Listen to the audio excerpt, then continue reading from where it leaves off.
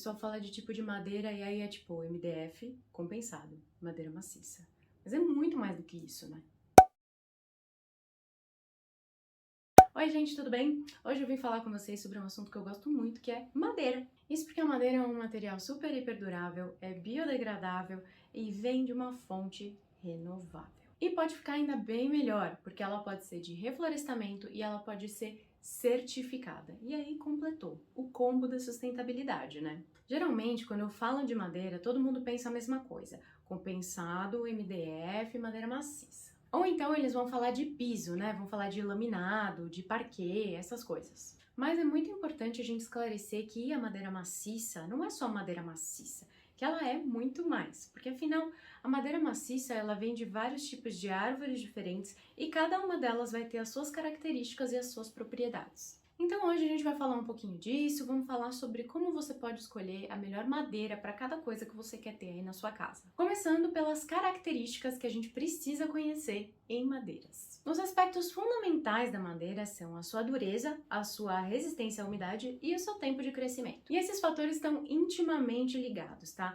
Isso porque quanto mais tempo uma árvore leva para crescer, mais dura e mais resistente à umidade vai ser a sua madeira. Consequentemente, a árvore que cresce mais rápido vai ser menos resistente, vai ter uma madeira mais macia. Geralmente essas madeiras que são mais duras e resistentes também vão ser muito mais pesadas e elas também vão ser muito mais caras, porque afinal demora muito mais tempo para a gente obter elas. Então, agora que você já sabe o básico, vamos pensar na aplicação de tudo isso. Hoje em dia, a maioria dos móveis que a gente vê por aí são feitos ou de MDF ou de compensado, ou então de madeiras macias. E isso porque essas três são as formas mais baratas de se utilizar a madeira. O MDF ele usa um pó de madeira que é prensado e o compensado usa chapas bem fininhas que são coladas. O MDF é o mais frágil desses três, tá? Isso porque ele cede super fácil e ele é zero resistente à água. Caiu uma gota, o bichinho estufa.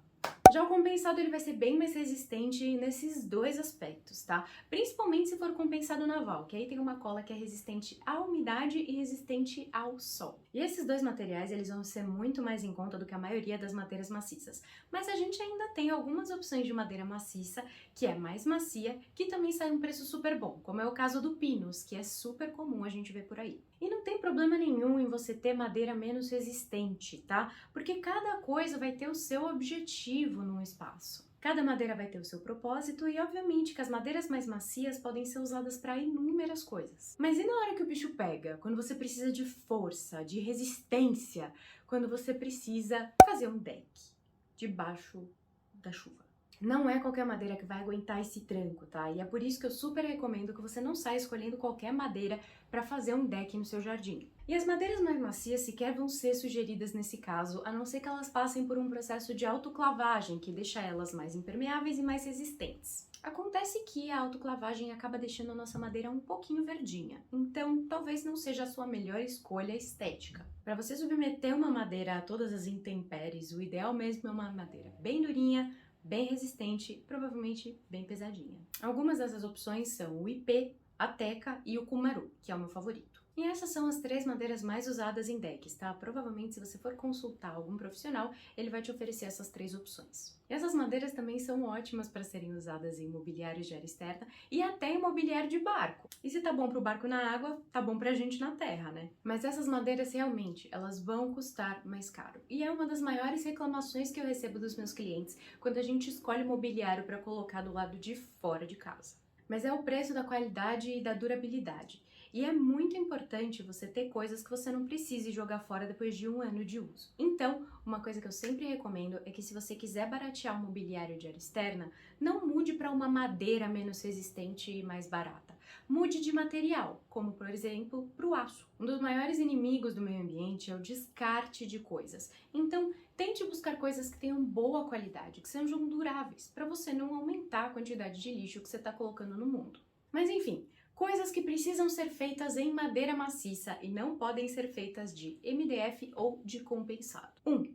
Decks. É muito importante que você faça o seu deck em madeira maciça, madeira dura de qualidade. Ou então você pode ir buscar outras opções, como por exemplo aqueles que simulam madeira. A segunda coisa são os móveis externos, de jardim ou de varanda. É muito importante que você busque madeira maciça. Outra coisa que eu super recomendo que você fique de olho é que você compre sofás e poltronas cujas estruturas sejam feitas de madeira maciça. E não precisa ser uma madeira super hiper dura, mas é muito importante que seja de madeira porque é muito mais resistente e, consequentemente, muito mais durável. E por fim, pés de mesas, racks, bufês, cadeiras, cristaleiras. Esses pés sempre têm que ser de madeira maciça. Não aceite pés de MDF ou MDP. Você provavelmente vai ter um móvel cedendo, principalmente se você tiver que colocar muito peso nele. Essas coisas que eu falei, elas precisam de dureza, elas precisam de resistência e é inegociável, tá, gente? As outras coisas, vocês podem até pensar em usar o compensador MDF. Essas coisas, não. Agora, na hora de fazer compra, na hora de comprar madeira, o que é que você precisa perguntar?